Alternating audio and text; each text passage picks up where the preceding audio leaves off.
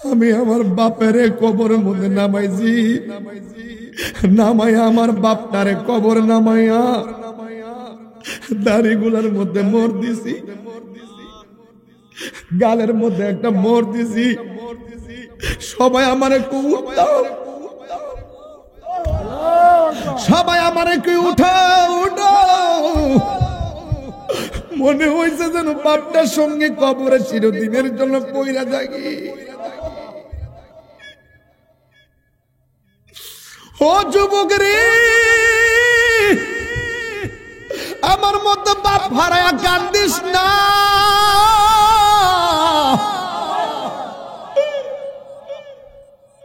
এই বাপটা বাচ্চা থাকতে জান্নাতটা আদায় কইরা ল, ওই মাটা বাচ্চা থাকতে জান্নাতটা আদায় কইরা ল, নাইলে কিন্তু কুলির লাগাল পাওয়া যাবে না রে। ও যুবক যুবক, লাশটার সুন্দর করে কাফন দিয়া বাইন্ডিং কইরা মসজিদের মধ্যে একটা খাট আছে না নাই? প্রতিটা নামাজে গেলে খাটটা দেখা যায় কি যায় না? একটা বার কি মাথায় ঢুকছে না রে, এটাই আমার আসল পালকি। মৃত্যু বড় কঠিন, মৃত্যু বড় কঠিন। কয় কেমনে কয় শুনো, রুহু ধরলে রুহু নিলে কষ্ট হবে, কিন্তু এর আগে একটা সাকরাতুল মউত আছে, মরণের আগে একটা মরণ কামড় আছে, মরণের আগে মরণের একটা জ্বালা আছে। ওই জ্বালাটা কি তা জানোস নি রে বাবা? আজরাইলে তোমারে মরণের আগে বাইরে একটা দাও মারবো, গরম ফালায় দাও মারবো। আমার নবী বলে দাওটা মারলে তোমার রগগুলা টাস টাস করে ছিঁড়া যাইব, হাড্ডি গুলা টাস টাস করে গুলা যাইব। ওরে বাবা রে, তাজা রক্তগুলা পানি পানি হইয়া যাইব। ও ফুলবাড়িয়ার বাবা, সেই দিন আমার পাশে আমার মা বসে থাকবে, মরণ যন্ত্রণা বুঝবে না। আমার বাবা বসে থাকবে, মরণ যন্ত্রণা বুঝবে না। আপনজন সব বসে থাকবে, মরণ যন্ত্রণা বুঝবে না। মরণের আগে একটা মরণ কামড়, কয় না যে মরার আগে একটা সাইড দিয়ে মরে, এই সাইডটা যে কত কষ্ট, এই কথা ফুলবাড়িয়ার মানুষ সন্ধান জানে না রে বাবা। হে বন্ধুরে, আমার নবী আপনার নবী বলে ওই মুহূর্তটার ভিতরে তোমরা কালিমার তালকিনটা গলার কানের মধ্যে দিবা। ওই বাজারের মধ্যে কত রঙের কাপড় আছে, শুধুমাত্র সাদা কাফনটা কেন নিয়ে আসে? এই কাপড় দিয়া কেন কাফনের কাপড়টা জড়াই? লাল কাপড়টা কি দোষ করলো, নীল কাপড়টা কি দোষ করলো? কত ওয়াজের মধ্যে কয়া গেলাম, এই কথাটা কোনো মৌলবীরা কয় না। লাল নীল কাপড় থাকার পরেও সাদা কাফন দিয়া কেন আপনার শেষ বিদায়টা দেয়? আর পুরুষের কাপড় হলো 3টা, মহিলার কাপড় হলো 5টা। কারণটা কি রে বাবা? পুরুষের কাপড় 3টা কেন, মহিলার কাপড় 5টা কেন? আবার এত কাপড় থাকতে পুরুষ মহিলার সাদা কাফন দিয়ে বাইন্ডিং করে কেন? আম পাতা, জাম পাতা, বড়ই পাতা থাকতে এই বড়ই পাতা দিয়া কেন গরম জল করা হয়? এই কথা দিয়ে কোনো মোল্লা মুন্সিরা ওয়াজের মধ্যে কয় না। তাহিরি কইলে দুষ হয়ে যায়, গবেষণা করে না শরীয়তের মোল্লারা, হাকিকতের মধ্যে ডুব দেয় না। কোথায় ছিলাম, কোথায় আসলাম, কোথায় যাব? আমার বডির মধ্যে পাঞ্জাবি, আমার বডির মধ্যে পাঞ্জাবি, দুই পাশে 2টা পকেট আছে না নাই? কিন্তু চিরদিনের ড্রেসটা গায়ের মধ্যে লাগাইয়া দিবে, ওই গায়ের কাপড়ের মধ্যে কোনো পকেট আসেনি রে বাবা। কাফনের কাপড়ের মধ্যে কোনো পকেট নাই। দেখবেন বাচ্চা জন্মগ্রহণ করলে মুঠ কইরা জন্মগ্রহণ করে, আর বেশিরভাগ মুঠ কইরা রাখে। আর মানুষ যখন মারা যায় আস্তে করে মুঠটা খুলে দে। আজকে মানিক মিয়া মারা গেছে, মানিক মিয়ার পেটের মধ্যে চাপ দিয়া আমি মলমূত্র বের করলাম আর টিস্যু দিয়া মুচ্ছা দিলাম। আল্লাহ না করুক আমারও তো একদিন এই পরিবেশ হইতে পারে। আমি যদি কারোর জন্য এমন ভাবে প্রেম দেয়, আমারও মানুষে প্রেম দিব। এই জন্য কেউ মারা গেলে দৌড়াইয়া দৌড়াইয়া জানালার ময়দানের মধ্যে যাবেন কেন? আপনি মারা গেলেও মানুষ দেখবেন আপনারা জানাজায় দৌড়াইয়া গেছে রে বাবা। এই জন্য গোসল করাইবার সময় নাকের মধ্যে তোলা দেয় আর কানের মধ্যে তোলা দেয় কি দেয় না? এখন জিজ্ঞাসা করি বাইরে, নাকের মধ্যে কেন তুলা দিলা? তখন গোসল যে করা সে কি কই জানেননি? কই নাকের মধ্যে তুলা দিছি যেন নাক দিয়ে পানি ভিতরে না ঢুকে। আচ্ছা কন্ত দিকে পানি ঢুকলে কি আর না ঢুকলে কি? পানির মধ্যে মইরা গেলে কত পানি নাক দিয়া ঢুকে আর কান দিয়া ঢুকে। ওই গোসল করার সময় নাকের মধ্যে তুলা দিয়া কয় নাক দিয়া যেন পানি না ঢুকে, আবার কানের মধ্যে তুলা দিয়া কয় কান দিয়া যেন পানি না ঢুকে। এত মায়া কইরা গোসল খানাই তারে গোসল দেয়, আস্তে আস্তে কইরা গোসল দেয়। আবার নতুন কাপড় দিয়া তারে বাইন্ডিং করে, আতর গোলাপ লোবান দিয়া বাড়ি করে।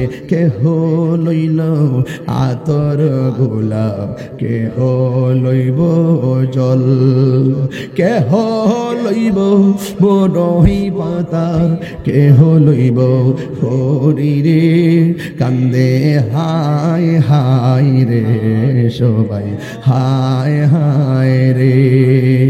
মা কান্দে, বাবা কান্দে, কান্দে আপনজন, কান্দিয়া কান্দিয়া জনম বিদায় তোমায় দিবে রে। কান্দে হায় হায় রে সবাই হায় হায় রে। Birampur HD media, the Islamic YouTube channel. Allahumma salli ala Muhammad nabiyina Maulana Muhammad nabiyina মাওলানা মুহাম্মদ বলুন ময়ূরনা ময়ূরনা রে জয়নাল তুমি জয়নাল ময়ূরনা বলুন ময়ূরনা তুমি জয়নাল ময়ূরনা রে তুমি জয়নাল মারা গেলে নবীর বংশ থাকবে না। আল্লাহুম্মা সাল্লি আলা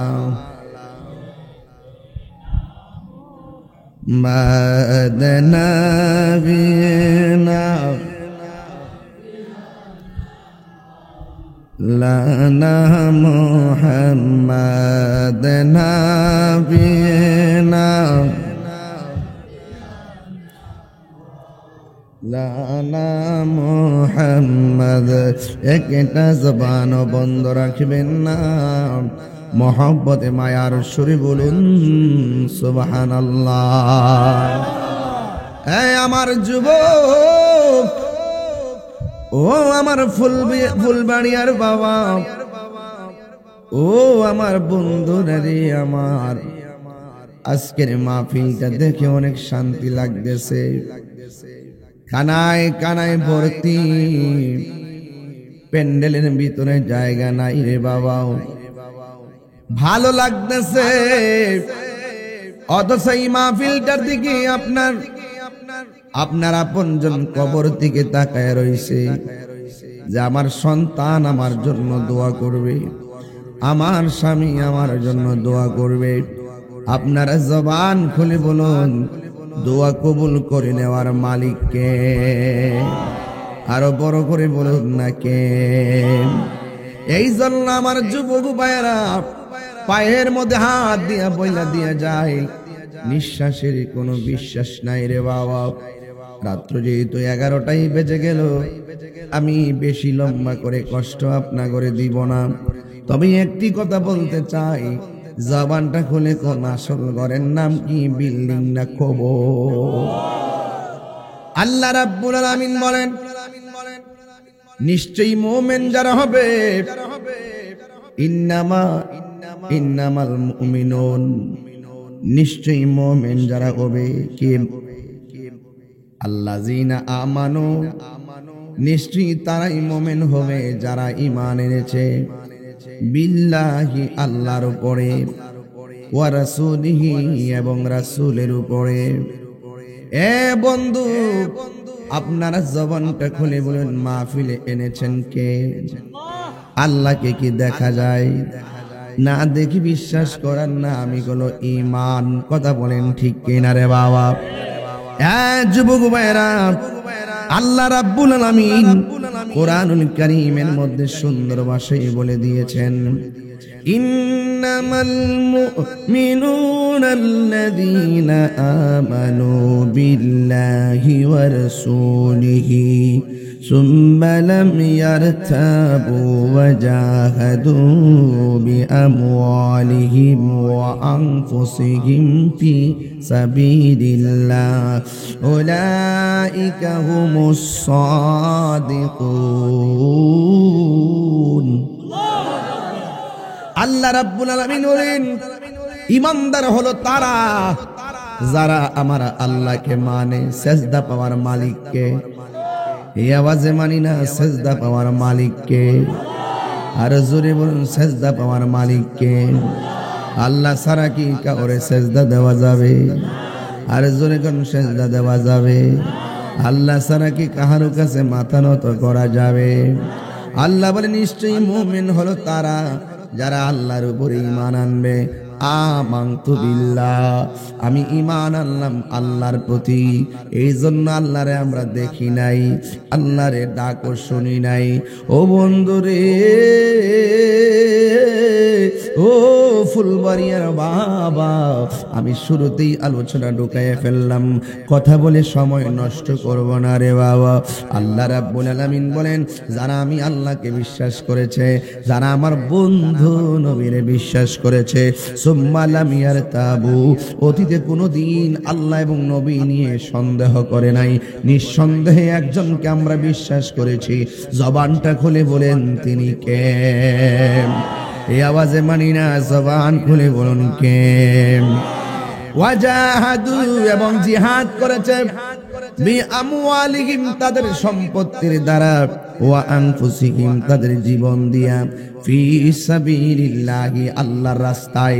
তার মানে প্রমাণ হলো আল্লাহর রাস্তায় জান দিয়া জিহাদ করা লাগবে, আল্লাহর রাস্তায় মাল দিয়া জিহাদ করা লাগবে।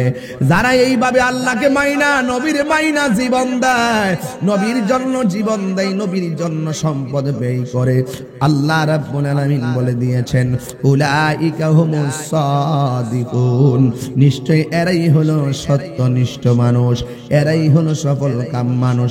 কথা বলেন ঠিক কিনা?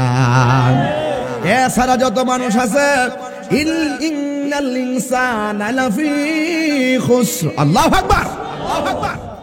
এছাড়া যত মানুষ আছে সবাই ক্ষতিগ্রস্ত হয়ে যাবে। এই দুনিয়াতে যারা সম্পদ ওয়ালারা অহংকার করে, এই দুনিয়াতে যারা সুঠাম দেহের অধিকারী তারা অহংকার করে, এই দুনিয়াতে যারা ক্ষমতা পায় আল্লাহর ক্ষমতা ভুইলা যায়। এই জন্য আমার আল্লাহ বলতেছেন, দুইটা কন্ডিশন যার মধ্যে না থাকবে এই মানুষগুলা ক্ষতিগ্রস্ত। ইন্নাল ইনসানা লাফি খুসর, নিশ্চয়ই মানুষ ক্ষতিগ্রস্ত। এখন বলবেন তাহিরি হুজুর, তাইলে লাভবানকে? লাভবানকে আল্লাহ বলে দুইটা কোয়ালিটি যার মধ্যে থাকবে সে হবে লাভবান। এক নম্বর কি? এক নম্বর হলো ঈমান। দুই নম্বর কি? দুই নম্বর হলো নেক আমল। ঈমান কি?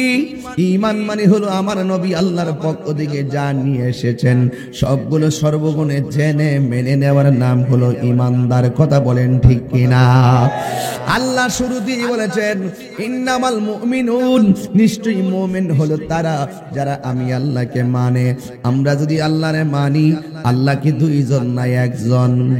এই জন্য আমার আল্লাহ রাব্বুল আলামিন কোরআনে বলে দিয়েছেন, ওয়া ইলাহুকুম ইলাহু ওয়াহিদুন লা ইলাহা ইল্লা হুয়ার রাহমানুর রহিম।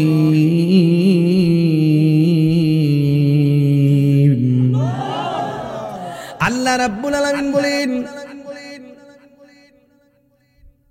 আমি আল্লাহ হইলাম একজন, যার দেখা যায় না, ছড়া ছোঁয়া যায় না, কিন্তু না দেখে বিশ্বাস করার নাম হলো ঈমান।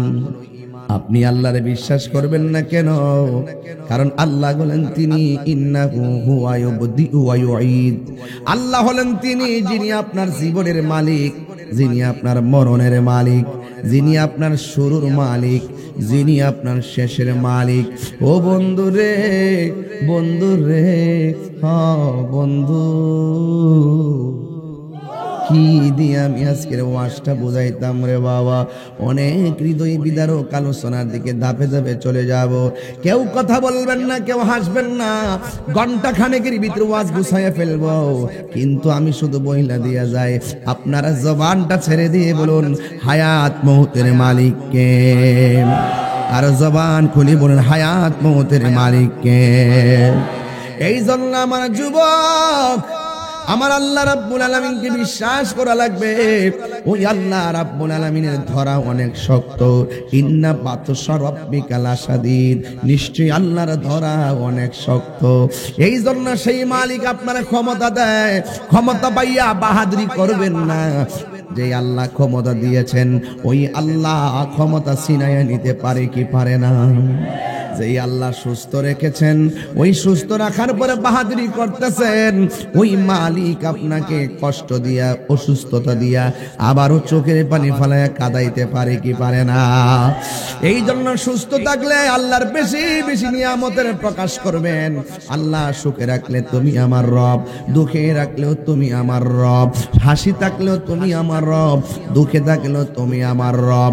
ও আল্লাহ, তোমার ছাড়া আর কাউকে বুঝি না, তোমার চরণে লুটাইয়া পড়ি। চালাও সে পথে যে পথে তোমার প্রিয়জন গিয়েছেন চলি। এই জন্য যুবক ভাইয়েরা আমার, আল্লাহর হাবিব সাল্লাল্লাহু আলাইহি সাল্লাম বলেছেন, লা ইউমিনু আহাদুকুম হাত্তা আকুনা আহাব্বা ইলাইহি মিন ওয়ালিদিহি ওয়া ওয়ালাদিহি ওয়ান নাসি আজমাইন। আমার নবী বলেন, মায়ের চাইতে আমি নবীর বেশি ভালোবাসা লাগবে, বাবার চাইতে আমি নবীর বেশি ভালোবাসা লাগবে, সন্তানের চাইতে আমি নবীকে বেশি ভালোবাসা লাগবে, ওয়ান নাসি আজমাইন,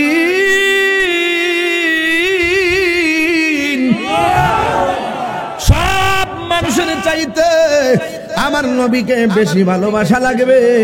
এই দাবি কোনো মোল্লার না, জবানটা খুলে কোন সবার চাইতে নবীর বেশি ভালোবাসা লাগবে দাবি কার?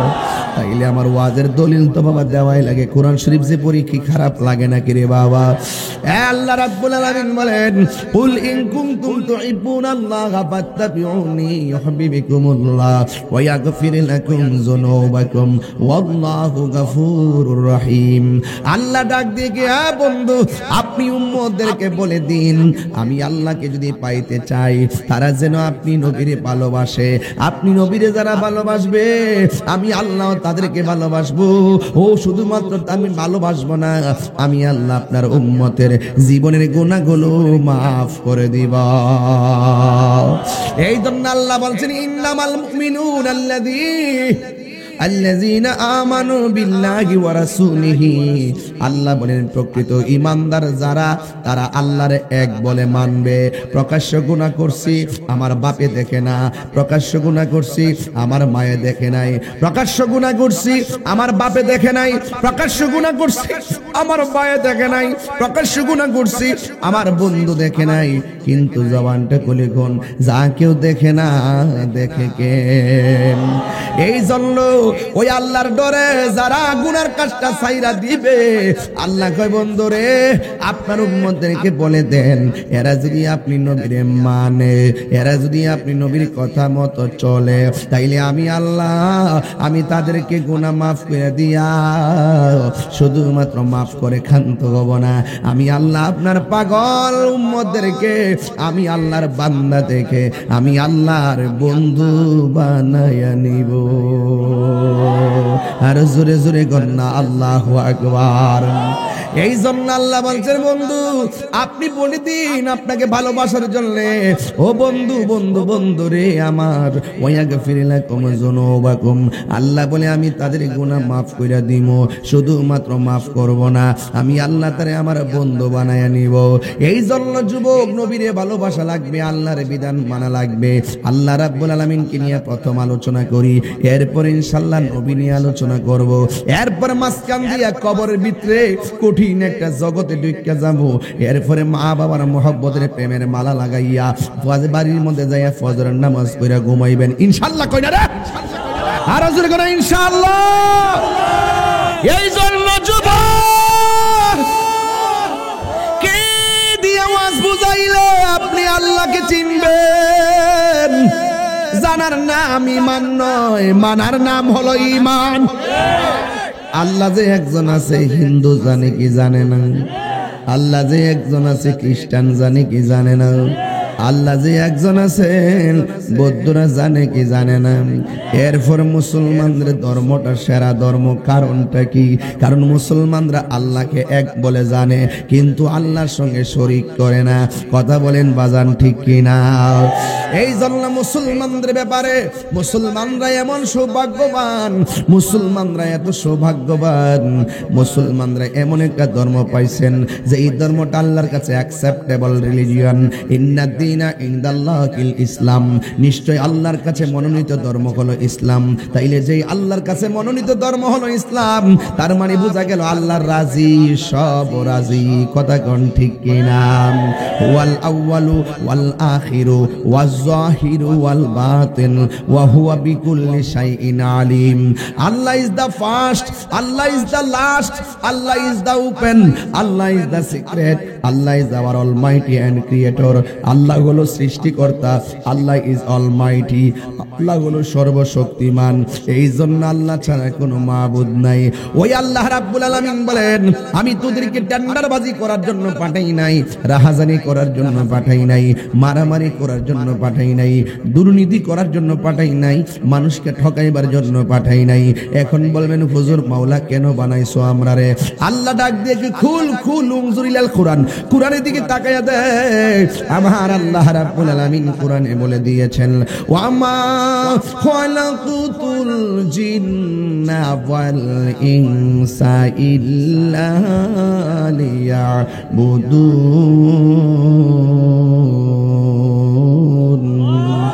আল্লাহ বলে, আমি আল্লাহ মানুষ এবং জিন জাতিকে সৃষ্টি করেছি একমাত্র আমি আল্লাহর গোলামি করার জন্য। আল্লাহর জমিনে গোলামি হবে একজনের। জবানটা খুললে কন্যা তিনি কে? আবার কপালের মধ্যে কালা দাগ ফালাইলো লাভ হইতো না, পায়ের গিরার মধ্যে এত বড় কর ফালাইলো লাভ হবে না। নবী আমার ডাক দিয়ে বলে, আমি নবীর মহব্বত যার অন্তরে থাকবে না সে ঈমানদার হতে পারবে না। যার ঈমান নাই তার আমলের কোনো দাম নাই। আর বড় করে বলেন না সুবহানাল্লাহ। আলা আলা ঈমানা লিমান লা মুহাব্বাত আলা, যার অন্তরে ঈমান নাই, যার অন্তরে নবীর মহব্বত নাই, তার ঈমান নাই।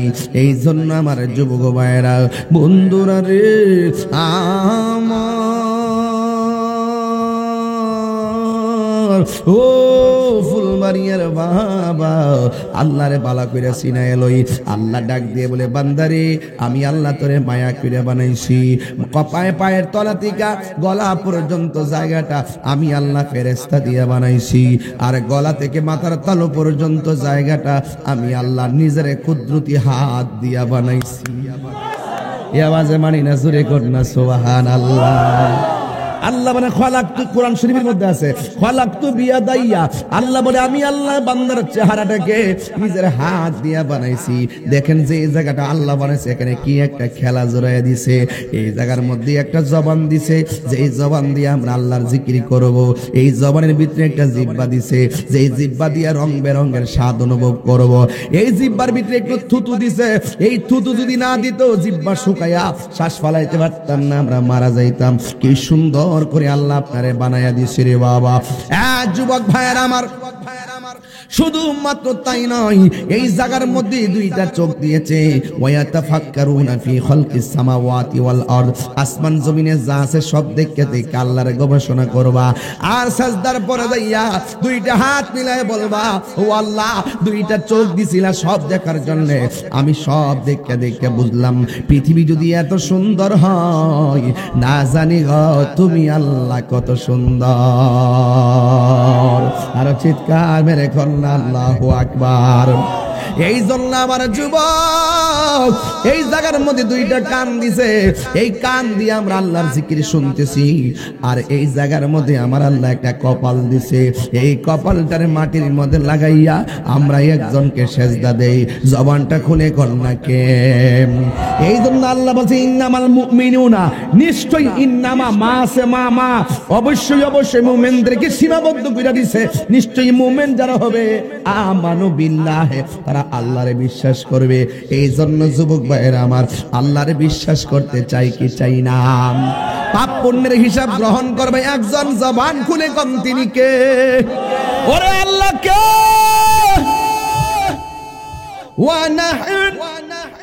আমি মনে আছে কোরআন শরীফ বেশি পড়তেছি না, কি কষ্ট হইতেছে নাকি? মানে আয়াত যে বেশি পড়তে বিরক্ত লাগতেছে নাকি? বিরক্ত নিয়েন না, কারণ আমাদের কিন্তু বাজান 2 ঘন্টা ওয়াজের ভিতরে আমাদের খণ্ডিত কিছু অংশ কাটটা ফেসবুকে ছাড়ে। এই যে এত সুন্দর কথা বলতেছে এগুলো কিন্তু ছাড়ে না, এজন্য তারা আমাদেরকে চিনতে পারতেছে না। ওরা মনে করতেছে আমরা মানি বুঝি গানাদার টানাদার, এই একটা অপপ্রচার মাঠে ছড়াই রাখছে। কথা কোন ঠিক না বেটি?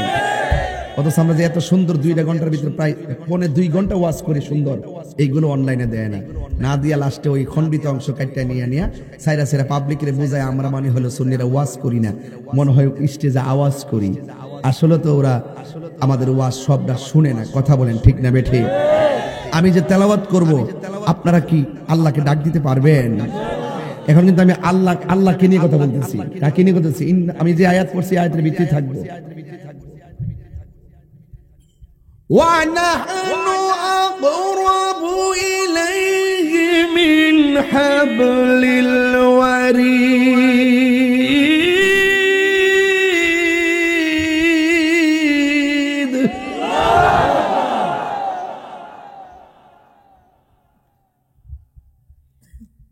আল্লাহ রাব্বুল আলামিন হলো বান্দার শারকের নিকটে। আল্লাহ বলছেন আল্লাযীনা আমানু বিল্লাহি ওয়া রাসূলিহি, আর রাসূলের ব্যাপারে আমার আল্লাহ বলছেন আন-নাবিয়্যু আওলা বিল মুমিনিনা মিন আনফুসিহিম।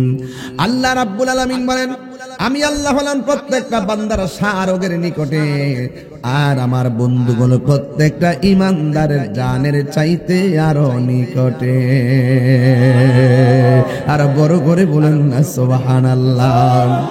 এই জন্য আল্লাহ বলছেন 2টা কোয়ালিটি যার মধ্যে থাকবে তার কবর সুন্দর হয়ে যাবে, মরণ সুন্দর হয়ে যাবে, হাসরের ময়দান সুন্দর হয়ে যাবে।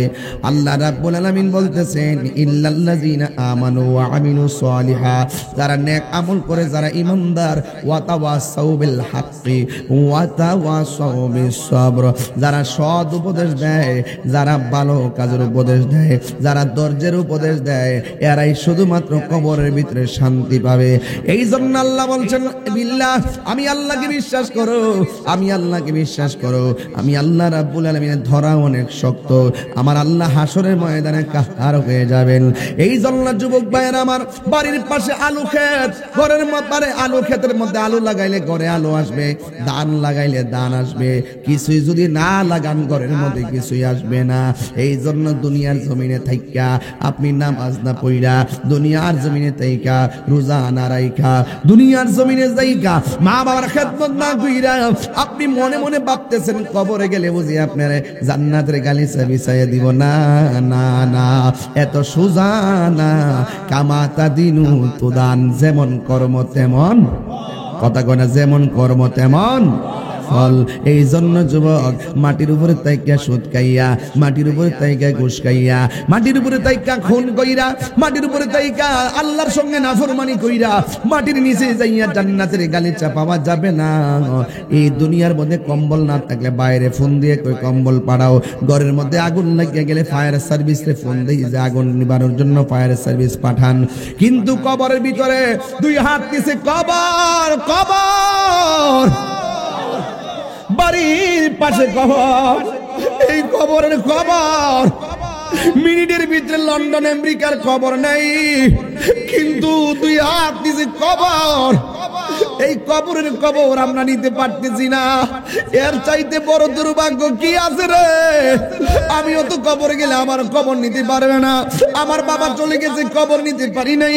আমার শাশুড়ি চলে গেছে, কবর নিতে পারি নাই।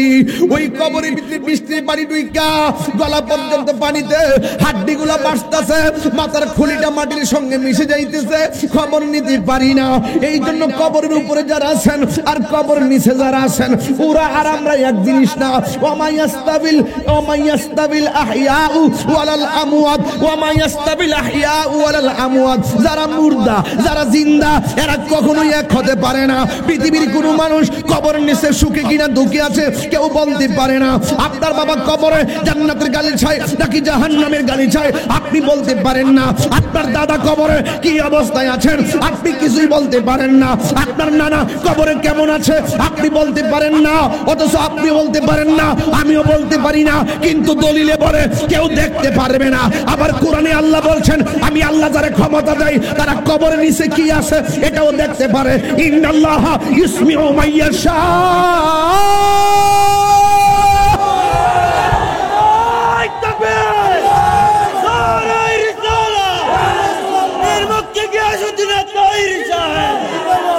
আল্লাহু আকবার। ইন্নাল্লাহা ইসমিউ মাইয়াশা। সুবহানাল্লাহ। ঘুমাই গেলে আওয়াজ করব না। আমার যুবক ভাইরা সব নবীর পাগল। আজকে আমার এত ভাল লাগছে, মাঝে মাঝে আজকে মুরব্বির সংখ্যা বেশি, আমার বাবাদের সংখ্যা বেশি। যেই ঘরে মুরব্বি বাবা আছে এই ঘরটা আলোকিত, যেই মজলিসে মুরব্বি বাবা আছে সেই মজলিস আলোকিত। ইন্নাল্লাহা ইসমিউ মাইয়াশা।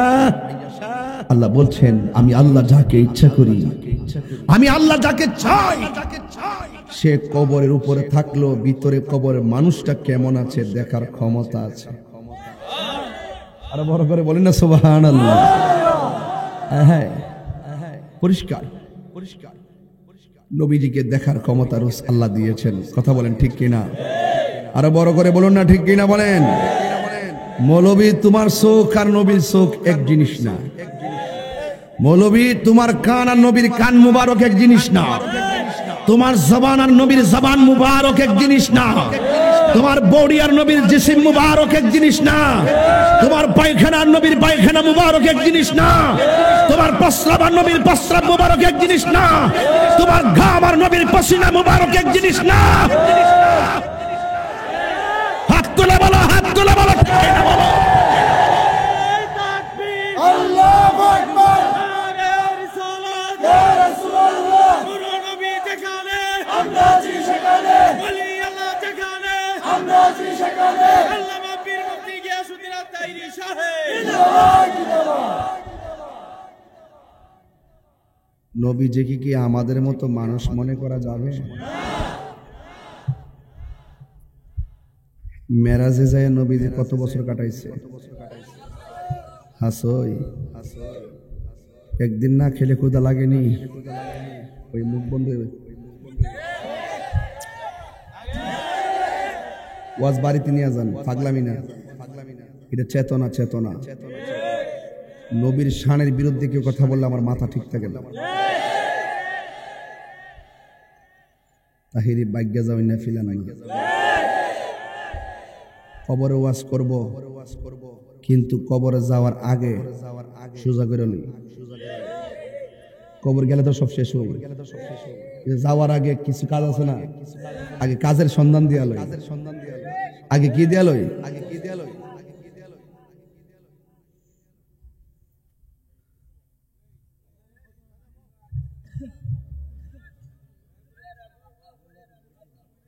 বাবা বাজান ওয়াজ কিন্তু ভূমিকা থেকে শুরু করছি, এটা মনে রাখেন। মারহাবা কর। ইচ্ছে করলে 30 মিনিট আনুষঙ্গিক কথা বলতে পারতাম, এরপরে ওয়াজ শুরু করলাম ওই জিকির আজকার দিয়ে 20-22 মিনিট। ওয়াজটা কেন শুরু করছি? রাত্রে 11টা বাজছে থেকে ওয়াজটা শুরু করছি। যদি 10টা হইতো তাহলে আস্তে আস্তে যাইতে হবে, সময়টা কাজে লাগাই। হয়ে গেছিলাম ওয়াজটা লইয়া। একদিন খাইলে ক্ষুধা লাগেনি, 2 দিন খাইলে, 2 দিন না খাইলে, 3 দিন না খাইলে ক্ষুধা লাগেনি? হয়তো লাগে না।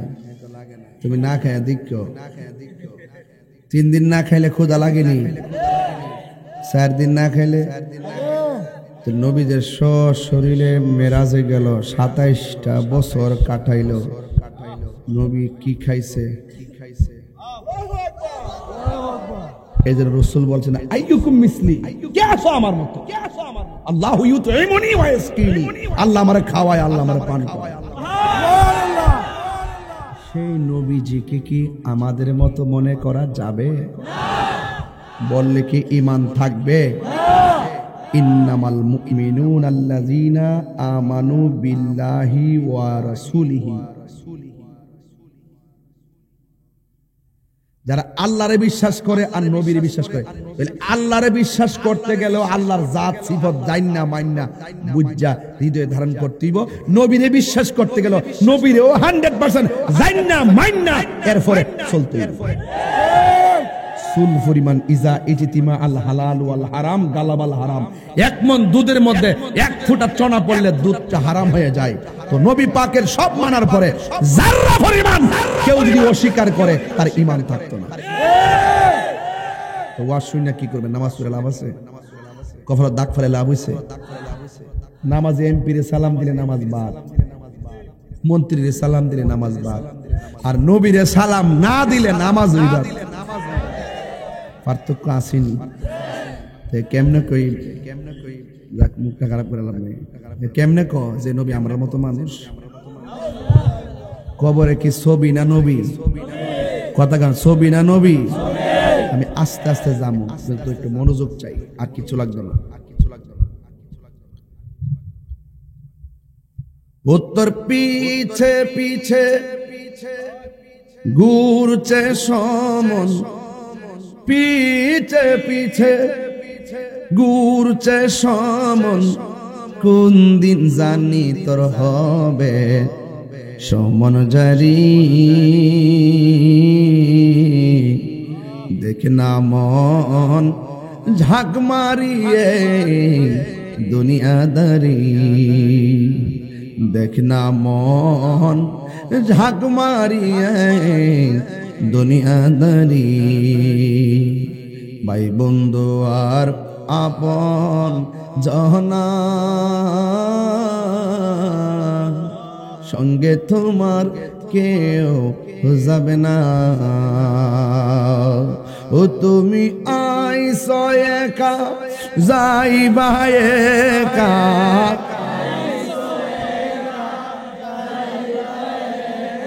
সঙ্গে তোমার কেউ যাবে না। দেখে না মন ঝাঁক মারিয়ে দুনিয়াদারি। জোরে জোরে কি আল্লাহু আকবার বলা যাবে না? এই জন্য আমি বলছিলাম ওয়ামা ইয়াস্তাবিল আহইয়াউ ওয়ালাল আমওয়াত। যারা গুরুস্থানের উপরে হাঁটাহাঁটি করে আর যারা গুরুস্থানের নিচে পড়ে রয়েছে, এই 2 শ্রেণীর মানুষ এক না রে বাবা। তুমি আমি এখন মাহফিলে আসছি, আপনি আমি আমার বাড়িতে চলে যাব, কিন্তু তাদেরকে 5 বছর আগে মাটির ঘরে শোয়া দিয়ে এলেন, ওই ঘরের খবর আমরা নিতে পারলাম না, তারাও হাইটা আমার বাড়িতে আসতে পারলো না। বন্ধুরে বন্ধুরে ও আমার বাবা,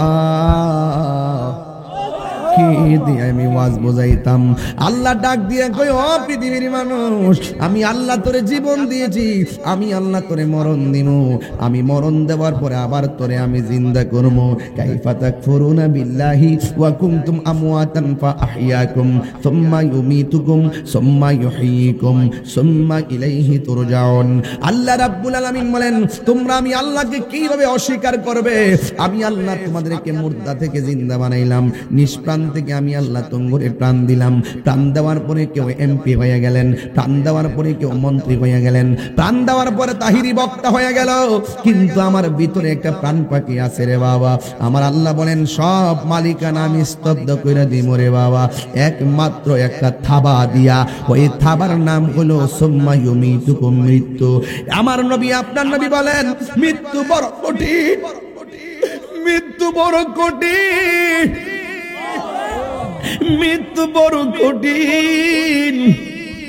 কয় কেমনে? কয় শুনো, রুহু ধরলে রুহু নিলে কষ্ট হবে, কিন্তু এর আগে একটা সাকরাতুল মউত আছে, মরণের আগে একটা মরণ কামড় আছে, মরণের আগে মরণের একটা জ্বালা আছে। ওই জ্বালাটা কি তা জানোস নি রে বাবা? আজরাইলে তোমারে মরণের আগে বাইরে একটা দাও মারবো, গরম ফালায় দাও মারবো। আমার নবী বলে দাওটা মারলে তোমার রগগুলা টাস টাস করে ছিঁড়া যাইব, হাড্ডি গুলা টাস টাস করে খুইলা যাইব। ওরে বাবা রে, তাজা রক্তগুলা পানি পানি হইয়া যাইব। ও ফুলবাড়িয়ার বাবা, সেই দিন আমার পাশে আমার মা বসে থাকবে, মরণ যন্ত্রণা বুঝবে না। আমার বাবা বসে থাকবে, মরণ যন্ত্রণা বুঝবে না। আপনজন সব বসে থাকবি, মরণ যন্ত্রণা বুঝবে না। মরণের আগে একটা মরণ কামড়, কয় না যে মরার আগে একটা সাইড দিয়ে মরে, এই সাইডটা যে কত কষ্ট, এই কথা ফুলবাড়িয়ার মানুষ সন্ধান জানে না রে বাবা। এ বন্ধুরে, আমার নবী আপনার নবী বলে ওই মুহূর্তটার ভিতরে তোমরা কালিমার তালকিনটা গলার কানের মধ্যে দিবা। আমার দেশের মধ্যে একটা ফাইজলামি আছে, কি জানেননি? ওই মানুষটা যখন মৃত্যুর বিছনার জায়গা, তখন কানের কাছে মুখটা লাগে, তোর নানা আইছে দেখোস না, তোর নানি আইছে দেখোস না, তোর বন্ধু আইছে দেখোস না, তোর খালাম্মা আইছে দেখোস না। আরে না না না না, ওই মুহূর্তে খালা ফুফু নানা নানি কোনো কাজ হবে না। কথা কোন ঠিক কিনা?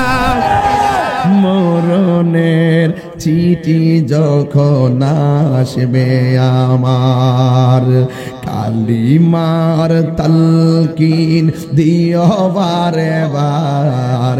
কি দিতে হবে? কি দিতে হবে? কালিমার তালকিন দিতে হবে।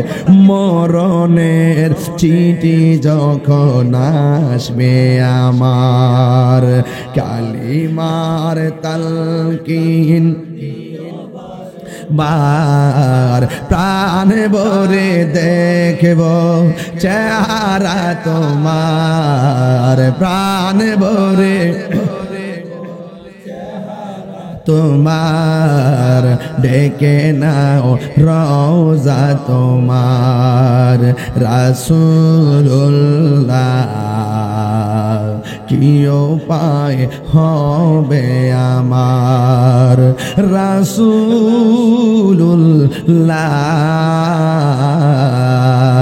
কি উপায় হবে আমার। তোমার দেশে যাই কত আশিকান। এমন হাজি আসেননি এখানে? হাজি আসেননি? মদিনা গেছেনি কেউ? গেছেন রে বাবা। আরে তোমার দেশে যাই কত আশিকান, এই দম পড়ে আছি বাংলায় তান, তোমার দেশে যাই কত আশিকান, এই দম পড়ে আছি বাংলায় তান, যেতে পারলাম না আমি দেশেতে তোমার, যেতে তোমার, ডেকে নাও রওজা তোমার, রাসূলুল্লাহ কি উপায় হবে আমার, রাসূলুল্লাহ কি উপায় হবে আমার। সবাই দেখা দাও রাসূলুল্লাহ তুমি, কাঁদে আশিক তোমার, আছো শুয়ে মদিনায় তুমি, ডেকে নাও রওজা তোমার, রাসূলুল্লাহ কি উপায় হবে আমার। ইয়া রাসূলুল্লাহ ইসমা ক্বালানা, ইয়া রাসূলুল্লাহ উনজুর হালানা। ও নবী গো, তাকে দেখো, তায়েফের জমিনে নাকি তাগড়া তাগড়া যুবক আপনার পাথর মারছে। যেই বডি মুবারকে মশা মাছি বসে নাই, ওই বডি মুবারকে নাকি আপনাকে পাথর মেরে রক্তাক্ত করে দিয়েছে। উহুদের জমিনে নাকি মাথার হেলমেটটা ভাঙা মাথার ভিতরে কড়াটা ঢুকে গেছে। যেই বডির মধ্যে মশা মাছি বসে নাই, যেই বডি থেকে আর দন্ত মুবারক থেকে নূর বের হতো, ওই দন্ত মুবারক নাকি পাথর মাইরা ভেঙে ফেলেছে। ইয়া রাসূলুল্লাহ, নবী গো, দেখেন না রাত্র প্রায় 12:15 বাইজে গেছে। এই 12:15 সময় ফুলবাড়িয়া লাখাই গ্রামের পাগলরা বাড়ির মধ্যে ঘুমাই নাই। আপনার দেখে নাই 1500 বছর আগে কাফেররা আপনার দেহিকা পাথর মারছে, অথচ এই মানুষগুলো আপনাকে দেখে নাই, আপনাকে দেখে নাই, আপনার পিছনে নামাজও পড়ে নাই, আপনার সাথে জিহাদও করে নাই। আমার তো মনে হয় গো নবী, ওই তায়েফের জমিনে কাফেররা আপনারা যখন পাথর মেরেছে, এই ফুলবাড়িয়ার পোলাপানগুলা যদি ওই ময়দানে থাকতো, ওই তায়েফের জমিনে যুবকদের পাথরের সামনে ফুলবাড়িয়ার পাগলগুলার বুকটারে পাইতে দিত, আপনার বদন মুবারকে একটা পাথরের আঘাত লাগতে দিত না।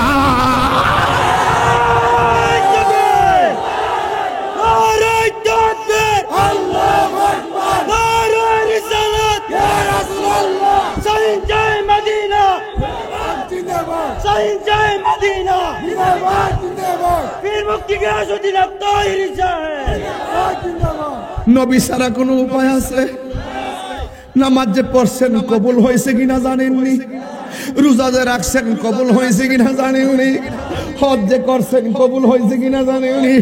আল্লাহ যদি হাসরের ময়দানে কয় তুই নামাজ পড়ছ কবুল হয়েছে না, আমরা কোনো আল্লাহ গ্যারান্টি কার্ড নাই, তোমার কাছেই তো সব। আমরা তো জানি না কবুল কেমনে হয় কেমনে হয় না। রোজা যে রাখছ তো কবুল হয় নাই, আমরা কোনো আল্লাহ রোজা রাখলে কেমনে কবুল হয় কেমনে হয় না আমরা তো জানি না, সব তো তোমার কাছে। আল্লাহ যদি কয় কোনো আমল কবুল হয় নাই, জাহান্নামের দিকে যা, তখন আমরা দাঁড়ায় যাবো ফুলবাড়ির বেড়াইতে দাঁড়ায় কমু আল্লাহ আমার কাছে নামাজ নাই, অসুবিধা নাই, আমার কাছে রোজার বাহাদুরি নাই, অসুবিধা নাই, কিন্তু একটা গ্যারান্টি কার্ড আছে, আমি আপনার নবীকে জানার চাইতে বেশি ভালোবেসেছি। দুই হাত তুলে বলে আল্লাহু আকবার।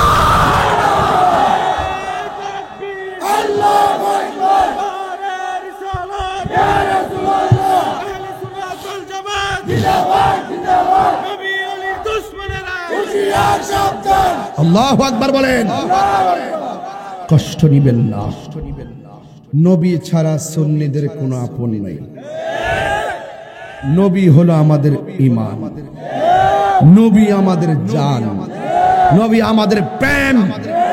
খেয়ালে নবী, আরো জোরে, খেয়ালে নবী, ধ্যানে নবী, আকলে নবী, শয়নে নবী, স্বপনের নবী, লড়তেও নবী, কবরেও নবী, হাসরেও নবী, জান্নাতেও নবী। থাকতে চাই কি চাই না বলো? এটার নাম হলো কন্টেন্টমেন্ট। আমার কোনো পুঁজি নাই, একটা পুঁজি নবী। আরো বড় করে কন্যা সুবহানাল্লাহ। আল্লাহ বলছেন ইন্নামাল মুমিনুনা আল্লাযীনা আমানু বিল্লাহি ওয়া রাসূলিহি, যারা আমি আল্লাহকে ভালোবাসছো, যারা আমার বন্ধুরে ভালোবাসছো, তারাই ঈমানদার। তাহলে আল্লাহরে ভালোবাসতে হবে কেমনে বলতেছি, নবীরেও ভালোবাসতে হবে কেমনে বলতেছি, এরপর কবরও। কত সোজা না খবর? আজরাইলের দইরা সিফা দিয়া সব শেষ করে ফেলাইব। আবার এই আজরাইলে আইসা ফুলবাড়িয়া ডাক দিয়ে কইব আমি কি আপনার ঘরে আসতে পারি? ওই আমি কি আপনার ঘরে আসতে পারি এটার ওয়াজ চলতেছে। কোন কাজ করলে আজরাইল আইসা সালাম দিব, কোন কাজ করলে মাটি আপনার সঙ্গে প্রথম রাত্র ভালো আচরণ করবে। কবরের প্রথম রাত্রে যে ভয়াবহতা, এই ভয়াবহতা থেকে বাঁচবেন কোন কাজ করলে, যেই কাজ করলে আজরাইলে সালাম দিব। শুনেন আমার কাছ থেকে, শুনেন কথাটা বইলা দিয়া যায়। দুইটা জিনিসের হেফাজত লাগবে, আর কিছু লাগবে না। এক প্রথম হলো জবান। প্রথম কি? অল বডিটার একটা রাজধানী আছে। কইতাম নি, দলিল দিয়া কই, দলিলটা লয়েছি, নাইলে কব যে বানায় কই। অল বডির অঙ্গ প্রত্যঙ্গের একটা রাজধানী আছে। আপনি দেশের রাজধানী খবর লইছেন, বাংলাদেশের রাজধানী কই? কথা কনা কোথায়? দেহের রাজধানী দেখো। এই যে দেখেন বলে কি আলা সাবধান, ওয়া ইন্না ফিল জাসাদি মুদগাতান, মানুষের অল বডির ভিতরে একটা গোশতের টুকরা আছে, ইজা সলাহাত, যদি সেই গোশতের টুকরাটা সুস্থ থাকে, সলাহাল জাসাদু কুল্লুহু, অল বডিটা তোমার সুস্থ থাকবে। ওয়া ইজা ফাসাদাত, আর ওই গোশতের টুকরাটা যদি অসুস্থ থাকে, তাইলে বলা হয়েছে ইজা ফাসাদাত, যদি গোশতের টুকরা অসুস্থ থাকে, ফাসাদাল জাসাদু কুল্লুহু, তাইলে তোমার অল বডিটা অসুস্থ হয়ে যাবে। এখন বলবেন হুজুর অল বডির মধ্যে 2 মণ গোশত হবে, অল বডির মধ্যে 1.5 মণ গোশত হবে, কিন্তু এই গোশতের টুকরার মধ্যে কোন গোশতের টুকরা বললেন? বুখারী শরীফের মধ্যে 52 নং হাদিসের মধ্যে এসেছে রে বাবা, ওই জায়গার ব্যাপারে রাসূল বলছেন আলা সাবধান, জায়গাটা সিগন্যাল মরার আগে, ওয়াহিয়াল কলব, ওই জায়গার নাম হইল কলব। হুজুরে কন্যা সুবহানাল্লাহ।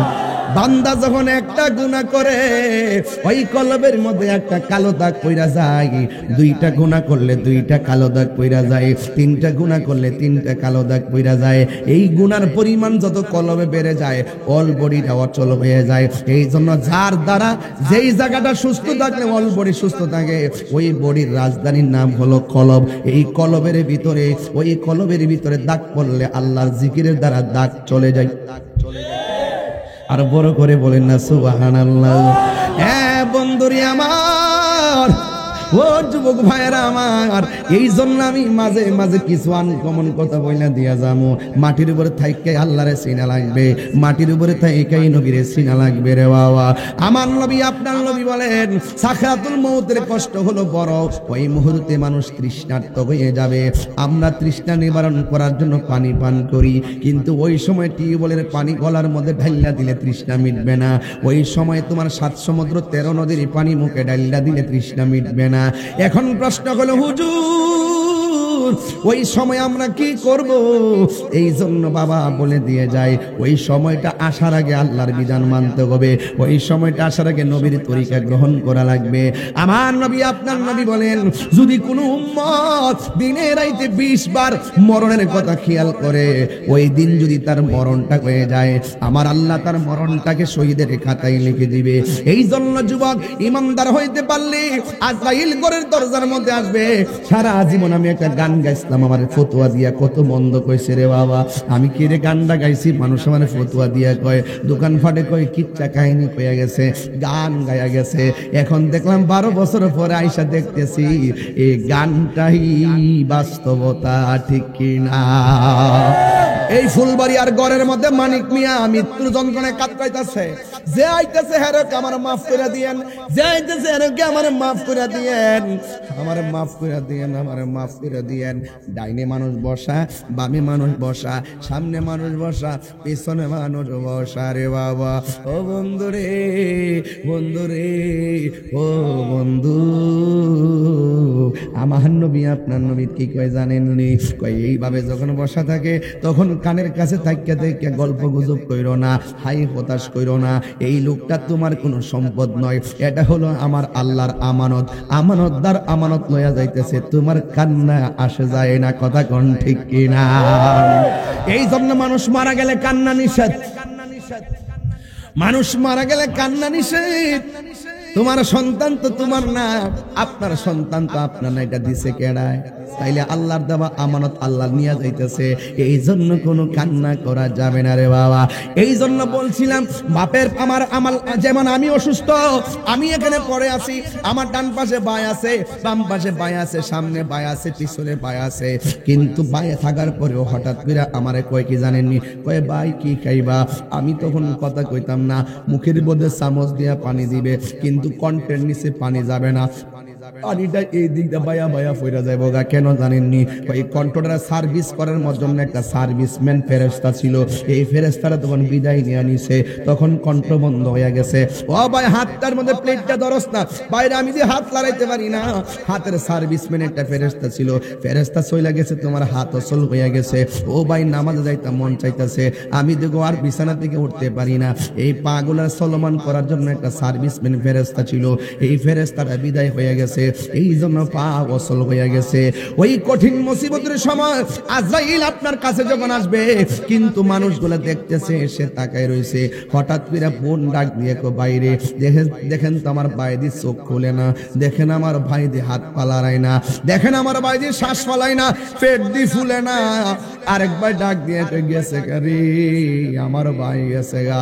এই কথাটা আমি গানে গানে কইছিলাম, ওরে রংমহলে থাকবারে বন্ধু পালঙ্কে শুইয়া, কোন সন্ধানে মন চূড়া ঢুকিবে আসিয়া, দুয়ারে প্রহরী তয়া প্রবেশ করল কেমনে, আর কি দেখা হবে রে ফুলবাড়িয়াবাসী জীবনে।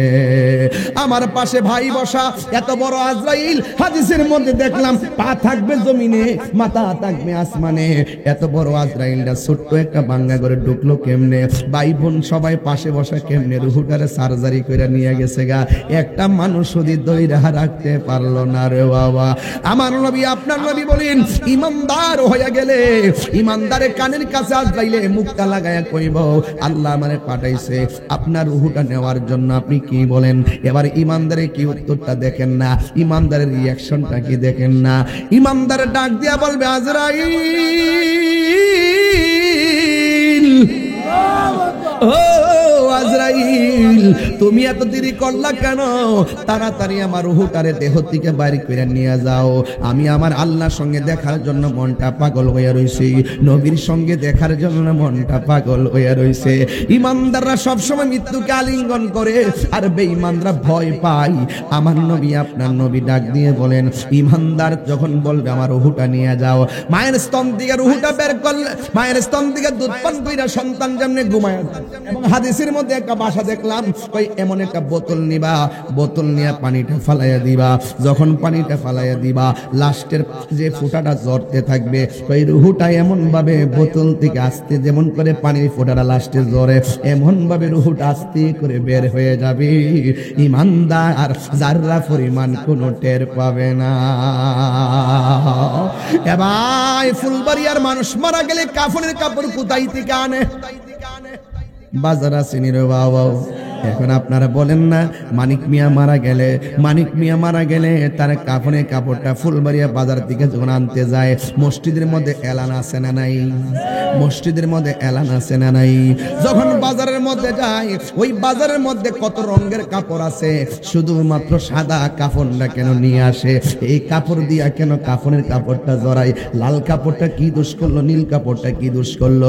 কত ওয়াজের মধ্যে কয়া গেলাম, এই কথাটা কোনো মৌলবীরা কয় না। লাল নীল কাপড় থাকার পরেও সাদা কাফন দিয়া কেন আপনার শেষ বিদায়টা দেয়? আর পুরুষের কাপড় হলো 3টা, মহিলার কাপড় হলো 5টা। কারণটা কি রে বাবা? পুরুষের কাপড় 3টা কেন, মহিলার কাপড় 5টা কেন? আবার এত কাপড় থাকতে পুরুষ মহিলার সাদা কাফন দিয়া বাইন্ডিং করে কেন? আম পাতা, জাম পাতা, বড়ই পাতা থাকতে এই বড়ই পাতা দিয়া কেন গরম জল করা হয়? এই কথা দিয়ে কোনো মোল্লা মুন্সিরা ওয়াজের মধ্যে কয় না। তাহিরি কইলে দুষ হয়ে যায়, গবেষণা করে না শরীয়তের মোল্লারা, হাকিকতের মধ্যে ডুব দেয় না। কোথায় ছিলাম, কোথায় আসলাম, কোথায় যাব? আমার বডির মধ্যে পাঞ্জাবি, আমার বডির মধ্যে পাঞ্জাবি, দুই পাশে 2টা পকেট আছে না নাই? কিন্তু চিরদিনের ড্রেসটাতে গায়ের মধ্যে লাগাইয়া দিবি, ওই গায়ের কাপড়ের মধ্যে কোনো পকেট আসেনি রে বাবা। কাফনের কাপড়ের মধ্যে কোনো পকেট নাই। দেখবেন বাচ্চা জন্মগ্রহণ করলে মুঠ কইরা জন্মগ্রহণ করে, আর বেশিরভাগ মুঠ কইরা রাখে। আর মানুষ যখন মারা যায়, আস্তে করে মুঠটা খুলে দে, আসছি একা যাইমু একা, সঙ্গে কে হয়ে যাবে না, যে জন তোমার আপন হবে। সুবহানাল্লাহ কই না রে? আরে যে জন তোমার আপন হবে, সোনার মদিনা, জোরে কি সুবহানাল্লাহ বলা যাবে না? এই জন্য যুবক আমার নবী আপনার নবী বলেন, ওই কঠিন মুসিবতের সময় ওই যুবক আমার নবী আপনার নবী বলছেন সাকরাতুল মাউতের কথা। এই জন্য আমি ওয়াজটা পিছন দিকে নিয়ে লাভ নাই, সামনে যাওয়া লাগবে। অনেক জায়গা আমার বাকি আছে, সবগুলা জায়গা আজকে পাড়ি দেওয়া লাগবে যদি আপনাদের ধৈর্য পাই ইনশাআল্লাহ। আজকে রাত্রে কোনো আমার মাহফিল নাই, এই জন্য 2 ঘন্টা আগে আইছি, 2 ঘন্টা পরে গেলেও আমার কোনো অসুবিধা নাই। আলহামদুলিল্লাহ কোনা রে, আর জোরে কোনা আলহামদুলিল্লাহ রে বাবা। তবে বেশি লম্বা করতাম না। আমি বলছিলাম এই গোসল দেওয়ার সময় চতুর্দিকে কাপড় টানাই কি টানাই না? চতুর্দিকে কাপড় টানাই। আমার দেশের মধ্যে দেখবেন শতকরা 90% পোলাপান কাফনের কাপড়টা কেমনে কারণ লাগে জানে না। জানার দরকার আছে না? শতকরা দেখবেন 90% পোলাপান লাশটা গোসল দিতে গেলে কাছেই যায় না। আর মানুষগুলা কেমনে গোসলের নিয়ম, কেমনে ওযু করার লাগে, কখন কোন ওযুটা করার লাগে, এইগুলা কেমনে খিলাল করা লাগে এটাও জানে না। এই জন্য গোসলখানায় যায় শরীক হইবেন। আমার একটা অভ্যাস কি জানেননি? যদি কোনো মুর্দার গোসল করায় আর আমি যদি সুযোগ পাইয়া যাই, আমি বাইরে চেয়ারে বসে থাকি না, আস্তে করে গোসলখানায় ঢুকিয়া যায়। আমি আমার বাবা যদি কেউ যদি মারা যায় মুরব্বী, গোসল করার সময় আমি একটা কাম করি, এর মাথাটা দড়িয়ে এমনি বসায় ফেটের মধ্যে একটা চাপ দেই। চাপ দেওয়ার পরে পায়খানা মলমূত্র বের হইলে আমি টিস্যু দিয়া পরিষ্কার কইরা দেই। বাজান, এই কাজটা কি আমি খারাপ কাজ করছি রে বাবা? আমি বিশ্বাস করি আজকে মানিক মিয়া মারা গেছে, মানিক মিয়ার পেটের মধ্যে চাপ দিয়া আমি মলমূত্র বের করলাম আর টিস্যু দিয়া মুচ্ছা দিলাম। আল্লাহ না করুক আমারও তো একদিন এই পরিবেশ হইতে পারে। আমি যদি কারোর জন্য এমন ভাবে প্রেম দেয়, আমারও মানুষে প্রেম দিব। এই জন্য কেউ মারা গেলে দৌড়াইয়া জানাজার ময়দানের মধ্যে যাবেন কেন? আপনি মারা গেলেও মানুষ দেখবেন আপনারা জানাজায় দৌড়াইয়া গেছে রে বাবা। এই জন্য গোসল করাইবার সময় নাকের মধ্যে তুলা দেয় আর কানের মধ্যে তুলা দেয় কি দেয় না? এখন জিজ্ঞাসা করি বাইরে নাকের মধ্যে কেন তুলা দিলা? তখন গোসল যে করায় সে কি কই জানেননি?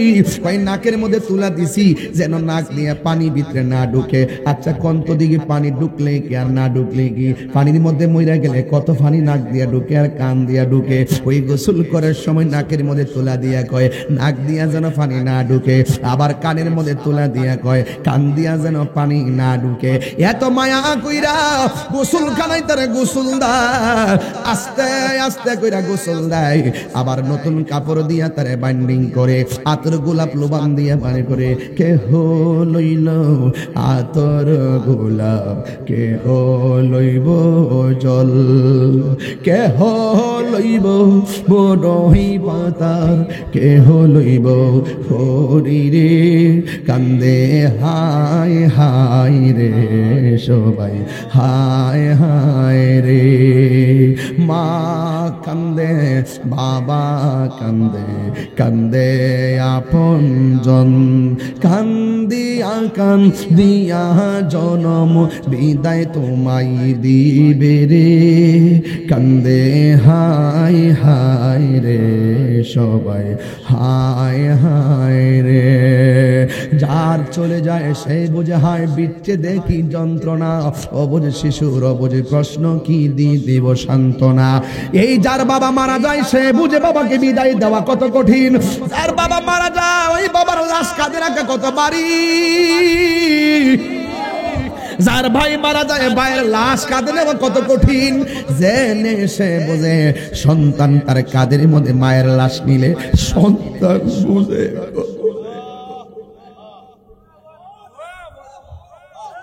আমি আমার বাপের কবরের মধ্যে নামাইছি, নামাইয়া আমার বাপটারে কবর নামাইয়া দাড়িগুলার মধ্যে মোর দিছি, গালের মধ্যে একটা মোর দিছি। সবাই আমারে উঠাও, সবাই আমারে কি উঠাও। মনে হয়েছে যেন বাপটার সঙ্গে কবরে চিরদিনের জন্য পইরা থাকি। ও যুবক রে, আমার মতো বাপ হারায়া কান্দিস না।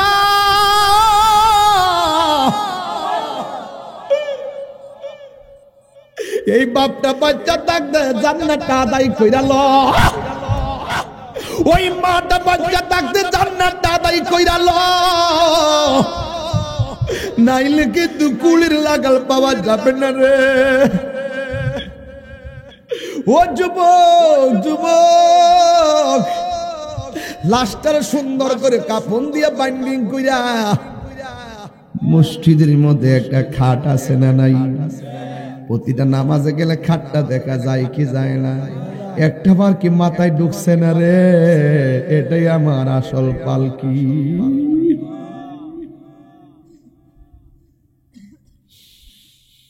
এটাই আমার আসল পালকি, এই পালকি দিয়ে আমার লইয়া আসল বাড়ি যাইব। হয়রা ও ফুলবাড়িয়ার বন্ধু, এবার গোসল দেওয়াইয়া কাফনটা লাগাইয়া, রে কি মায়া, মায়া রে মায়া, সবাই তারে কান্দের মধ্যে লইছে। দেখেন বাবা, মানুষ কান্দের মধ্যে ভারী কিছু লয় না, আগের মতো ভার কান্দে এখন লয় না। আগের মুরব্বীরা বাঁশ বার কান্দে নিছে, ধান কান্দে নিছে, এখন জোয়ান পোলাপান কাঁধে বার নিতে পারে না, সয় না। কিন্তু আমার দেশে যখন মানুষ মারা যায়, লাশটারে কাঁধে নেওয়ার জন্য পাগল হয়ে যায়। কথা গণা ঠিক কিনা? এবার লাশটারে লইয়া আসল বাড়ি যাইতেছে। যদি আপনি ইমানদার হন, আপনারে জিগাইব, ও আল্লাহর বান্দা, তোমার কবরে আপন কে হবে? ইমানদার বলবে, আমার কবরে যিনি আপন হবে, আমার কবরে নামাইবার সাথে সাথে তিনি তার কোলে নিবে। আর জোরে জোরে কন্যা আল্লাহু আকবার। এ আমার যুবক ভাইরা, ও মুরব্বী বাবারা, ওই কবরের মধ্যে নামায়া দেওয়ার পর আমি যদি প্রশ্ন করি, ভাই আমার আপনি দাঁড়ান না একটু, এসের তুমি দাঁড়াও একটু, তোমার একটু প্রশ্ন করি, সবাই তোমার থেকে শিক্ষা লাগ কাজ হবে। তুমি বলো না কবরের মধ্যে প্রশ্ন করবে কয়টা? এই যে দেখেন তিনটা, হেতেও কই তিনটা, অথচ বুখারী শরীফের মধ্যে আছে। আমি তাহিরি কইলি তো আমার দোষ হয়ে যাইব গা। এই বেটাকে কবরে প্রশ্ন করব কয়টা? আর আমি কইতাছি কবরে প্রশ্ন করব একটা। লাক্সিনি ফেসরে বাবা, কবরের মধ্যে প্রশ্ন করব একটা। তিনটাও ঠিক আছে, একটাও ঠিক আছে, পাগলা বরে বাবা, বয় বাবা, আর বেশি ভিতরে ঢুকলে আমার পাগল কইয়া বিদায় করে দিব। হ্যাঁ যুবক ভাইয়েরা আমার, কবরের ভিতরে মুনকার নাকির দুইজন ফেরেশতা আছে না না? আপনারা বলবেন কবরে প্রশ্ন করবে কয়জন ফেরেশতা? দুইজন, অথচ আমি বলতেছি কবরে নামবে তিনজন ফেরেশতা। এই তো ফেস লাগিয়া গেছে।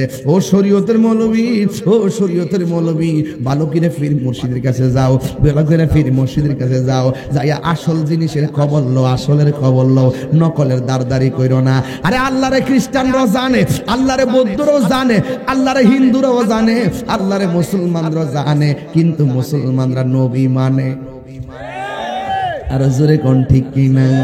এই জন্য অযুবকের দল, কবরের ভিতরে তোমার যখন নামায়া দিবে, ওই কবরের মধ্যে এক নম্বর প্রশ্ন ধরুন, মার রব্বুকা, তোমার রবকে? আমি বলবো রব্বি আল্লাহ। ওয়া মা দীনুকা, তোমার ধর্ম কি? আমরা বললাম দ্বীন আল ইসলাম। এরপরে প্রশ্ন করবে, ওয়া মা কুনতা তাকুলু ফি হক্কি হাযার রাজুল, এই লোকটা কেডা? ইমানদার বলবে, তিনি তো সেই নবী যিনি আমার আল্লাহর সাক্ষী দিয়েছেন, তিনি আবার রাহমাতুল লিল আলামিন, আমার নবী আপনার কোলের মধ্যে জড়ায়া ধরব। ফেরেশতারা বলবে, এই দিকে তাকাও। ইমানদাররা সামনের দিকে তাকাইবে, তাকায়া দেখে জাহান্নামের আগুন দাউ দাউ করে ধেয়ে আসতেছে। এবার ইমানদার বলবে, আমি তো তিনটা প্রশ্নের উত্তর দিয়েছি, আমার সামনে কেন জাহান্নামের আগুন? ফেরেশতারা বলবে, শোনো, তুমি যদি উত্তর দিতে না পারতা, ওই জাহান্নামের আগুন তোমার জন্য বরাদ্দ ছিল। একটু জাহান্নামের তেজ দেখাইলাম, প্রেমিক হওয়ার কারণে আমার আল্লাহ তোমারে আগুন গুড়াইয়া জান্নাতের বাগানের বিছানা দিয়া দিছে। আর জোরে জোরে করেন আল্লাহু আকবার।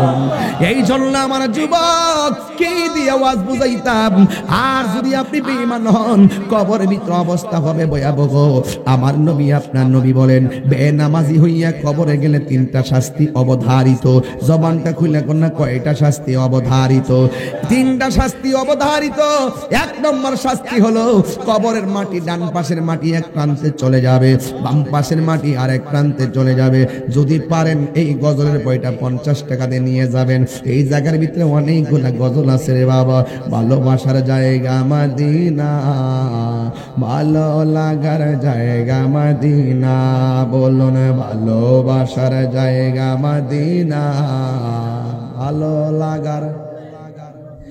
এত সুন্দর জায়গা কোথাও দেখি না, এত সুন্দর জায়গা কোথাও দেখি না, সাজিয়েছেন দয়াল রব্বানা, ভালোবাসার জায়গা মদিনা, বলো ভালোবাসার জায়গা মদিনা, ভালো লাগার জায়গা মদিনা।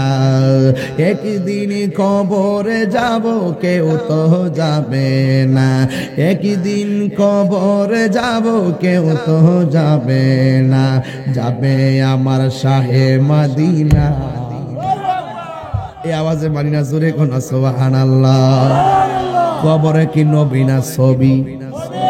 আর জোরে এই আওয়াজে মানি না জোরে কোন। আমার দেশের মধ্যে কিছু কাঠমোল্লা আছে যারা বলে কবরে নাকি নবীর ছবি দেখাইব। এখন ফুলবাড়িয়ার প্রেমিকরা বলেন কবরে আমার নবী কি সব ছবি দেখাবে না নবীর সশরীরে হাজির থাকবে? আর জোরে কোন সশরীরে। এই জন্য যুবক ভাইরা আমার নবী আপনার নবী বলেছেন কবরের ভিতরে বেনামাজি হইয়া গেলে তিনটা শাস্তি অবধারিত। এক নম্বর শাস্তি হলো কবরের ডান পাশের মাটিটা এক প্রান্তে চলে যাবে, বাম পাশের মাটিটা আরেক প্রান্তে চলে যাবে। এ ফুলবাড়িয়ার মা, ও মা গো, জীবনে কত রঙিন ঘোরা দৌড়াইলা, একবার কি ভাবলা না তোমার বাড়িতে থেকে গায়ে হলুদের অনুষ্ঠানটাই তোমার বিয়ের গোসল, তোমার মরণের গোসল? একবার কি ভাবলা না বিয়ের গাড়িটাই তোমার মৃত্যুর পালকি? একবার কি ভাবলা না বাসার ঘরটাই তোমার কবরের ঘর? কথা কোন ঠিক কিনা? এই জন্য আসল নায়র ঘর হলো কবর। ও মা, এখনো বন্ধ করো দুনিয়াদারি।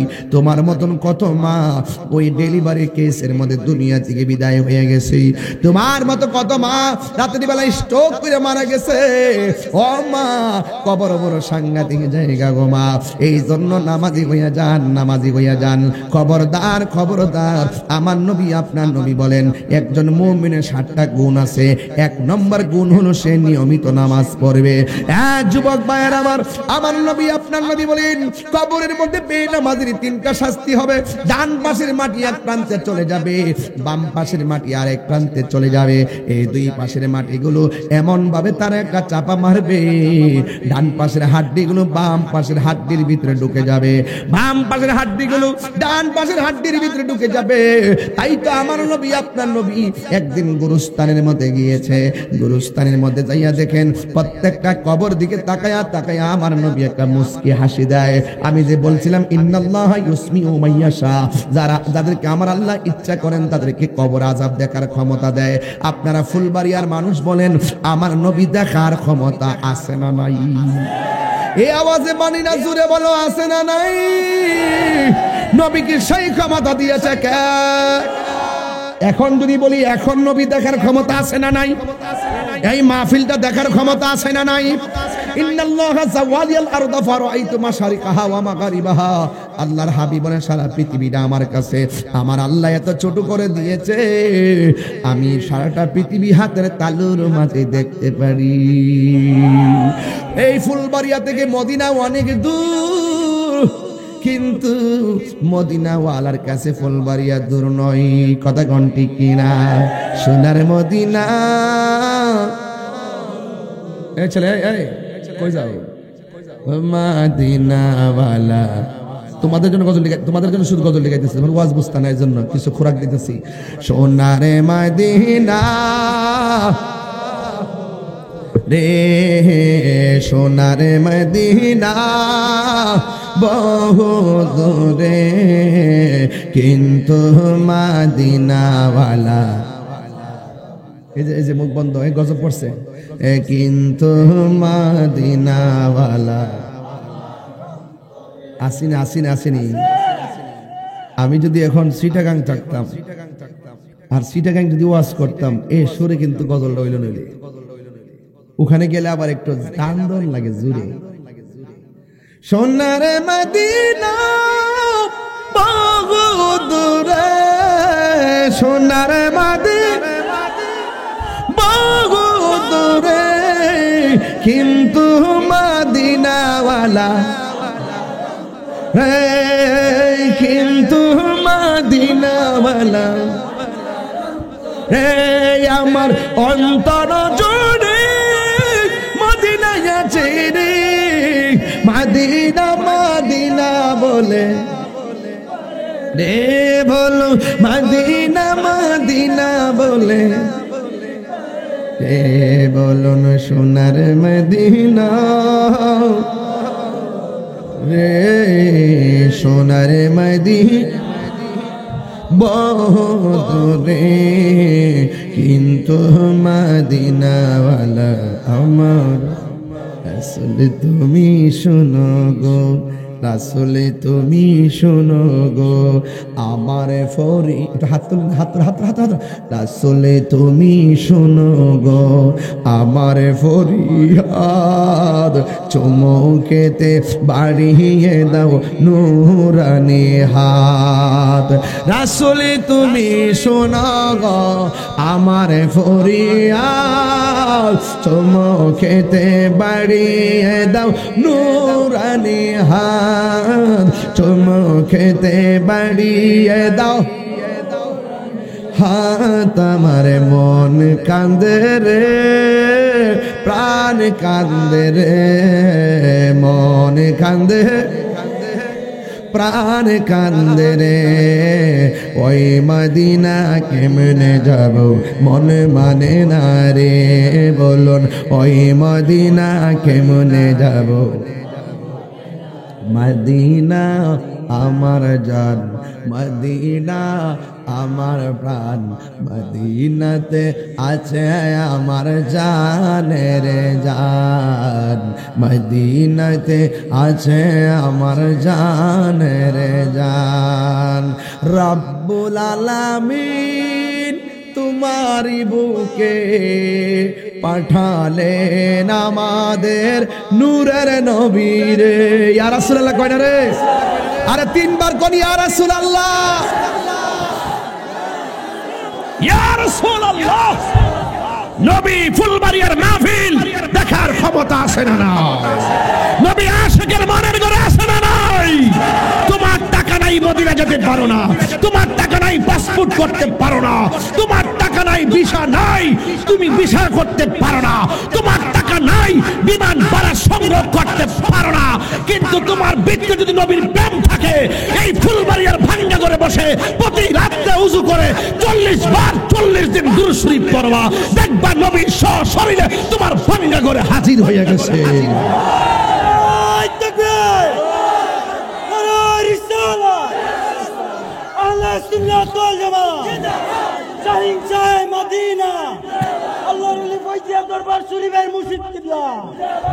নবী আসার ক্ষমতা আছে না নাই?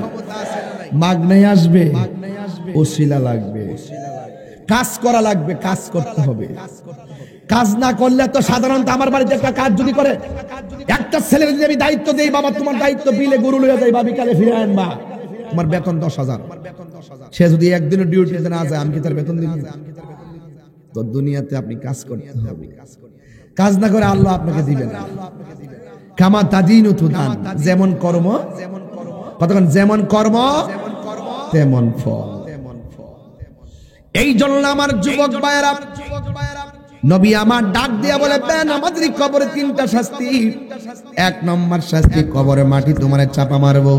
2 নম্বর শাস্তি, তুমি এমন ভাবে একটা চিৎকার মারবা আর আল্লাহরে ডাক দিয়ে বলবো, আল্লাহ আগে যদি জানতাম বেনামাজি হইয়া কবরে আসলে কবরের ভিতরে এমন শাস্তি হবে, জিন্দেগিতে আমরা নামাজ ছাড়তাম না গো আল্লাহ, আবার আমরা দুনিয়াতে পাঠাও, একটা ওয়াক্ত নামাজও কাজা করব না।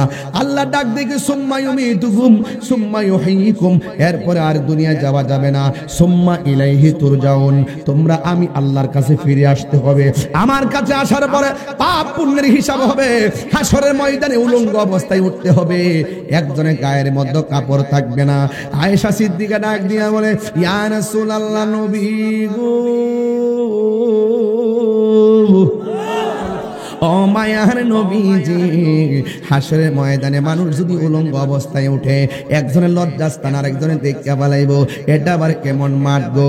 আমার নবী ডাক দিয়ে বলে, আয়েশা, কবর দিকে মানুষকে উঠানো হবে গাট্টা বাঁকা কইরা, কেউ সামনে দিকে তাকাইতে পারবে না, এইভাবে হাসরের ময়দানে উঠবে, নিচে থাকবে একদম তামার মাটি, এমন গরম থাকবে, মাথার 8 বিঘা উপরে সূর্যটা থাকবে, মাথার তালুর মধ্যে একটা তাপ মারবো, সাথে সাথে বাতের মারের মতন মগজগুলা সিটে সিটে পড়ে যাবে।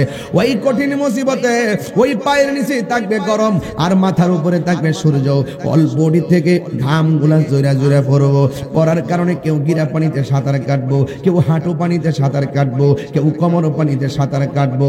আর মানুষ আল্লাহকে বললে, আল্লাহ হইলে জান্নাত দাও নাইলে জাহান্নাম দাও, তাড়াতাড়ি হিসাবটা দাও, একটা না একটা তুমি করো। আর আমাদের সহ্য হয় না।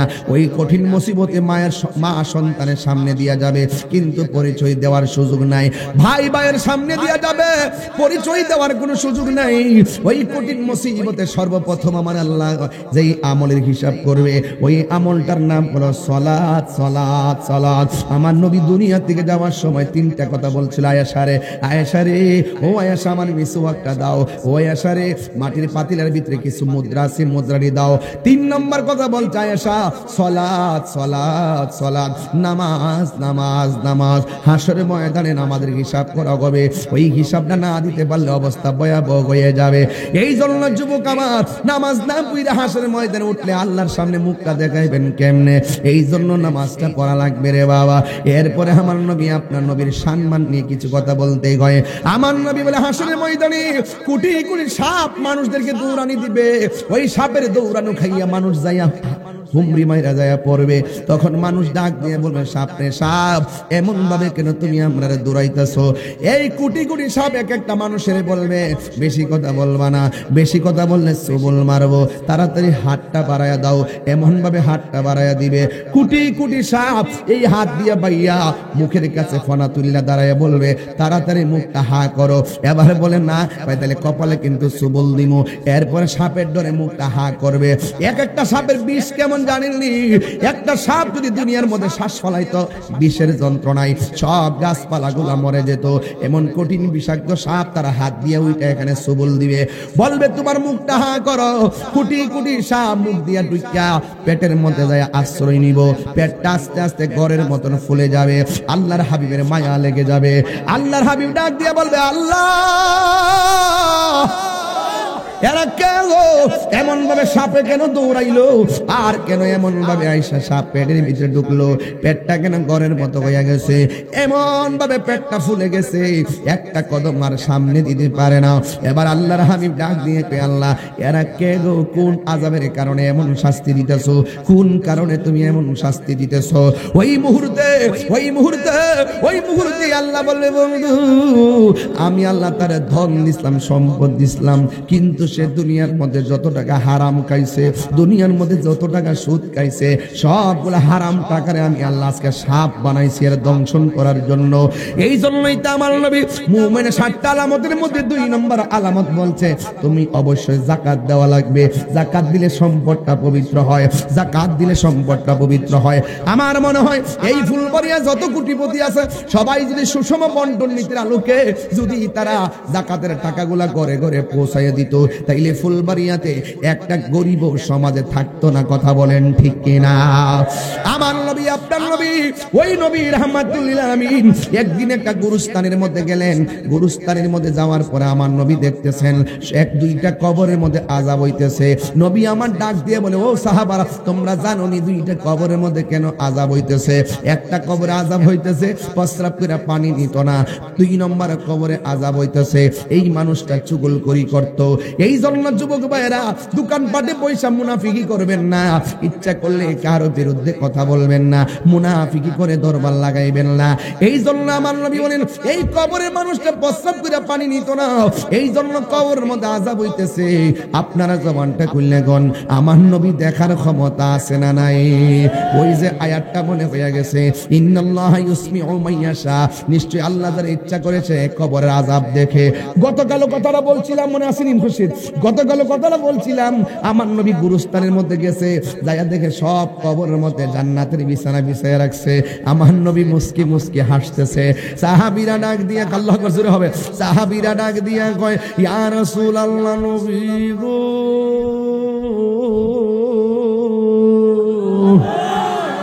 ও ও মায়ার নবীজি, আপনি সব কবরের লাশগুলা দেখে কেন আপনি হাসলেন? আমার নবী বলে, আমি যাহা জানি তোমরা তা জানো না, আমি নবী যাহা শুনি তোমরা তা শোনো না। আমি নবী তাকায়া দেখতেছি এই গুরুস্থানের মধ্যে যতটা লাশ আছে সব লাশের নিচে দিয়ে আমার আল্লাহ জান্নাতের বিছানা বিছায়া রাখছে। এরপরে আমার নবী আর একটা কবরের কাছে গেছে, যাইয়া চোখের পানি ফালায়া ফালায়া কান্দে। সাহাবীরা বলে, নবী গো, নবী গো, নবী গো, আপনি সব কবর দেখে হাসলেন, এই কবরটা দেখে কেন আপনি কাঁদলেন? আমার নবী ডাক দিয়ে কি কথা বইল না, বাজারের মধ্যে যাও, বাজারে যাইয়া ঘোষণা কইরা দাও, এই গুরুস্থানের মধ্যে যার যে লাশ দাফন করছে সব মানুষগুলা যেন যার যার কবর পারে এসে দাঁড়ায় যায়। বাজারে ঘোষণা করার পরে সন্তান যদি মার দাফন করে, সন্তান মার কবরে পারে দাঁড়াইছে, এমন ভাবে সবাই যার যার আপনজনদের কবরে পারে দাঁড়ায় গেছে। কিন্তু সব সাহাবীরা তাকায় রইছে যে এই কবরে দাঁড়ায় নবী চোখের পানি পালায়া কাঁদছে, ওই কবরের মধ্যে কোন মানুষটা দাঁড়ায়। এবার সবাই তাকায় দেখে সব কবরে মানুষ দাঁড়ায় রইছে, আর যেই কবরের পারে দাঁড়ায় নবী কান্না করছিল, ওই কবরের পাশে একটা বুড়া মহিলা লাঠিটা বড় কইরা কইরা কবরের পারে এসে দাঁড়ায় গেছে। নবী আমার নাক দিয়ে বলে, মা মা গো, লাঠি বহর করে আপনি এসেছেন, আপনি আমারে বলেন না এই কবরের মানুষটা আপনার কি লাগে? এই কবরের মানুষটা আমার সন্তান লাগে। এবার আমার নবী ডাক দিয়ে কই, ও মা, আপনি জানেননি কবরে আপনার সন্তানটা কেমন আছে? মহিলা ডাক দিয়ে কয়, আল্লাহ এবং তার রাসূলই ভালো জানে। এবার আমার নবী ডাক দিয়ে বলে, মা, কবরের মানুষটা বড় আযাবের মধ্যে আছে, আপনার সন্তানটা বড় আযাবের মধ্যে আছে। মা যখন শুনছে সন্তানটা আযাবের মধ্যে আছে, তখন মা দুঃখিনী চোখের পানি না ফালাইয়া মুস্কি মুস্কি হাসতে শুরু করে দিয়েছে। নবী আমার ডাক দিয়া বলে, মা, আপনার সন্তানের কষ্টের কথা শুনি না, আপনি কেন চোখের পানি না ফালাইয়া আপনি হাসি দিলেন? তখন মা তার দুঃখের কথা হুজুরের সামনে বলে, ইয়া রাসূলুল্লাহ, নবী গো, আমি কেন হাসি জানেননি? আমার সন্তানটারে আমি 10 মাস 10 দিন গর্ভে ধারণ করে রাখছিলাম, মনের মধ্যে সন্তানের নিয়ে বড় স্বপ্ন ছিল, আমি একদিন বুড়া হয়ে যাব, সন্তান জোয়ান থাকবে, আমার দেখে টিকে রাখবে। সন্তান যতই বড় হয়েছে ততই আমার ঘৃণা করা শুরু করছে, আমি লাঠি বড় করে হাঁটি, আমার সন্তানটা আমারে এমন ভাবে অবজ্ঞা করছে আর কষ্ট দিছে গো। আমার সন্তান আমার খবর লয় না, কষ্ট দিতে দিতে কষ্টের স্টিম রুলার একবারে দেয়ালের সঙ্গে লাগাইয়া দিছে। আমি মা দুঃখিনী আর সহ্য করতে পারি নাই, আমি আল্লাহর দুইটা হাত তুইলা বলছিলাম, আল্লাহ, আমার সন্তান নিয়ে পেটের মধ্যে এত কষ্ট করেছি, কিন্তু সন্তানটা আমারে মূল্যায়ন করে নাই, আমার সে দুনিয়ার মধ্যে বুড়া বয়সে কষ্ট দিছে, তুমিও তারে দুনিয়াতে নিয়ে তুমিও তারে কষ্ট দিও। এই কথা বলার পর ওই মহিলা ডাক দিয়া কই, নবী গো, আমার সন্তান কষ্ট পাইছে, আমার কোনো আপত্তি নাই, আল্লাহ যে আমি ফাগুনের ডাকটা শুনছে, আমার আল্লাহর প্রতি আমি অত্যন্ত কৃতজ্ঞতা জ্ঞাপন করি। আল্লাহ যে আমার কথা শুনছে, এই জন্য আমি আনন্দ করতেছি, হাসতেছি। এবার নবী তো উম্মতের দেওয়ানা, কথা বলা ঠিক না? মা হাসতেছে, কিন্তু নবী তো দেখতেছে উম্মতে কান্দে, আর ওই কবরস্থানে সব জান্নাতে, একটা লোক জাহান্নামে। এই জন্য নবী ডাক দিয়ে কই, আল্লাহ, মা হাসতেছে, সন্তান মারে কষ্ট দিছে, আর মা বদদুয়া দিছে, তুমি কবুল কইরা ফেলাইছো, এখন কবরের ভিতরে সন্তানটা কষ্টে আছে, এই কষ্টটা একটু মারে দেখায়া দাও, সন্তানের মারে কষ্টটা কবরটা ওপেন করে দেখায়া দাও। আমার নবী হলো মুস্তাজিবুদ দাওয়া, নবী যদি বলে আল্লাহ দাও, আল্লাহ দিয়ে দিবে, নবী যদি বলল আল্লাহ দেখায়া দাও, দেখায়া দিয়ে দিবে। হিন্দি মিন টাইমে নবী বলতে দেরি, কবরের উপরে সব পর্দা সরে গেছে, মা তাকায়া দেখতেছে কবরের ভিতরে সন্তানটা জাহান্নামের গালিচার মধ্যে কাঁদতেছে। এবার ওই মুহূর্তে এমন কান্না কাঁদতেছে, মাসিক থেকে মাগরিব, শিমাল থেকে জুনুব পর্যন্ত তার কান্নার আওয়াজে সব বাড়ি হয়ে গেছে। বাঁচাও বাঁচাও বাঁচাও, এখনো ফুলবাড়িয়া গুরুস্থানে যাইয়া দেখেন কেমন কান্নাকাটি মানুষ করতেছে আর বলতেছে বাঁচাও বাঁচাও বাঁচাও, অথচ সন্তান আরামে ঘুমায় রয়েছে বিছানার ভিতরে। বন্ধু, মার কষ্ট দিয়ে কবরে যাইবা, কবরে এমন শাস্তি পাইবেন, বাপের কষ্ট দিয়ে কবরে যাইবেন এমন শাস্তি পাইবেন। আমার নবী উম্মতের কান্ডারি, আমার নবী বলে আল্লাহ কবরের মধ্যে আলোক কইরা মারে আযাবটা দেখায় দাও। আল্লাহ যখন আযাবটা দেখায় দিছে তখন মা দুঃখিনী কি কই শুননা যান, মা তো মাই, মা যার বেঁচে নাই তার মতো দুঃখী নাই, মা যার তার মতো দুঃখী নাই, খালা ফুফু মায়ের মতো না, মা গো জান্নাতের চাবি আমার মা, মা মা গো জান্নাতের চাবি আমার মা। মা ডাক দিয়ে কি আল্লাহ আমার জাদুমণি আমার কষ্ট দিছে, আমি বদুয়া দিছি, তুমি তার এমন ভাবে কষ্ট দিবা জানলে কোনদিন আমার জাদুমণিরে আমি কোনদিন বদুয়া দিতাম না। আল্লাহ তুমি আমার পোলারে মাফ করে দাও। এই কথা বলতে দেরি রে বাবা, আমার আল্লাহ সন্তানের বডির নিচে জান্নাতের গালিচা বিছায়া দিয়েছে। এই জন্য আমার ফুলবাড়িয়ার পোলাপান, মুরাকুরির পোলাপান, মুরিয়াউকের পোলাপান পায়ের মধ্যে হাত দিয়ে বইলা দিয়া যায়, করাবের পোলাপান, মশা দিয়ার পোলাপান আসেনি রে বাবা, এই জায়গার মানুষগুলোর পায়ে দিয়ে বইলা দিয়া যায়। তাহিরিরে যদি আজকে 1 মিনিটের জন্য ভালোবাসেন তাইলে কোনোদিন আজকে বাড়িতে যাইয়া মারে দমক দিবেন না, মা বাপের মনে কষ্ট দিয়া তাহিরির কাছে মুরিদ হইয়া আব্বা আব্বা করবেন। আপনার মতন মুরিদ তাহিরি দরকার নাই, কারণ মা বাবা কষ্ট পাইলে আল্লাহ কষ্ট পায়, আল্লাহ কষ্ট পাইলে জাহান্নাম অবধারিত হইয়া যায়। এই জন্য যুবক যাদের মা বাপ কবরে, আগামীকাল কবরস্থানে যাইয়া কবর জিয়ারত করবেন, আর যাদের মা বেঁচে আছে আজকে যাইয়া মার পায়ে দিরা মাফ চাই করবেন, মা ও মা তুমি আমারে মাফ করে দাও, মা তুমি আমার আগে যেও না গো মরে, কন্যা কন্যা মা তুমি আমার আগে যেও না গো মরে, আমি কেমন করে দেব মাটি